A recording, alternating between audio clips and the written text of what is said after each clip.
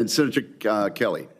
Thank you, Mr. Chairman. And I'm going to follow up on Senator Schmidt's question in my second part, if I have time, because I think that is the big question of the day is how do we handle the challenges we'll face in the Western Pacific.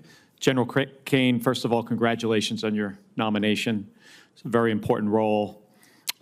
First, I want to talk a little bit about General Milley.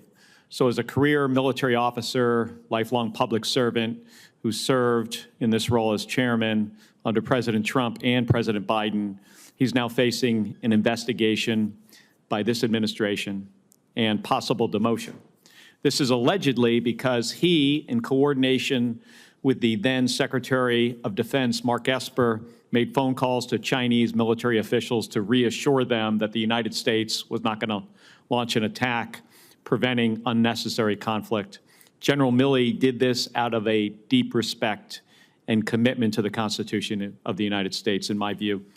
I asked about this in my office when we met privately, but I want to ask in this public setting. If you are confirmed and sworn into this position, to whom or what do you swear an oath to?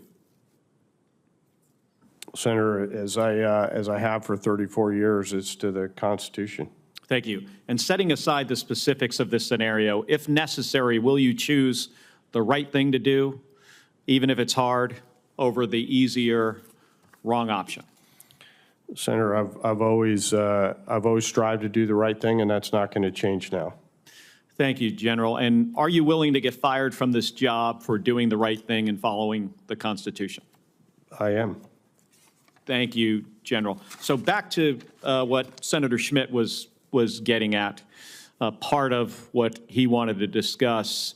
So I want to switch gears here and go back to Indo-Pacific, force projection, repositioning of forces, and resource requirements. I think you mentioned Transcom. They play a pivotal role in projecting forces from the United States into Indo-Pacific. And that's why I'm reintroducing the Ships for America Act, which is a bipartisan bill aimed at strengthening our commercial shipping base, which would have the added benefit of giving our combatant commanders additional sea lift capability so we can rapidly respond in crisis and in conflict. If confirmed, what will you recommend to the Secretary of Defense and the President to ensure our industrial shipbuilding base, from forging supply chains and production, are ready for competition in crisis? Well, Senator, I'm not in the job yet, and I'm not back in the service yet, but if confirmed, I'd like to take that one for study and come back to you. It's as you know, it's a logistical problem, 5,000 miles of ocean. The Chinese, if we wind up in a conflict in the Western Pacific, they've got to go just hundreds of miles to resupply their forces. So I appreciate you being willing to take a look at it.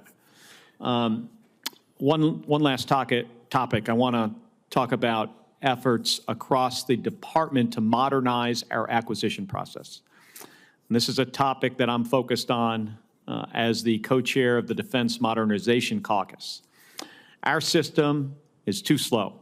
It's too unwieldy. And it can't modernize currently at the pace of China. We currently cannot match them on how fast we can innovate. So we need to foster an ecosystem change that encourages some risk from small businesses so they can innovate faster, and ensures that if a technology meets a current demand signal, we have an effective mechanism to bridge the testing and evaluation gap that often exists to get that stuff over to production. So, General, if confirmed, what changes will you recommend to the Secretary and the President to ensure that we take advantage of smaller, innovative companies and acquire at the speed that technology is moving forward? Well, Senator, we've got to have everyone weighing in, small businesses, new entrants, and even the primes.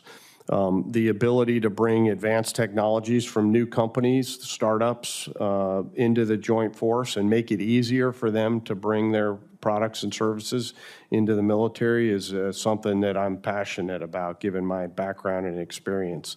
If confirmed, I think that'll be an area where I spend some time on. I know I'm out of time. All right. Thank you. Thank you, General. Thank you, Mr. Chairman.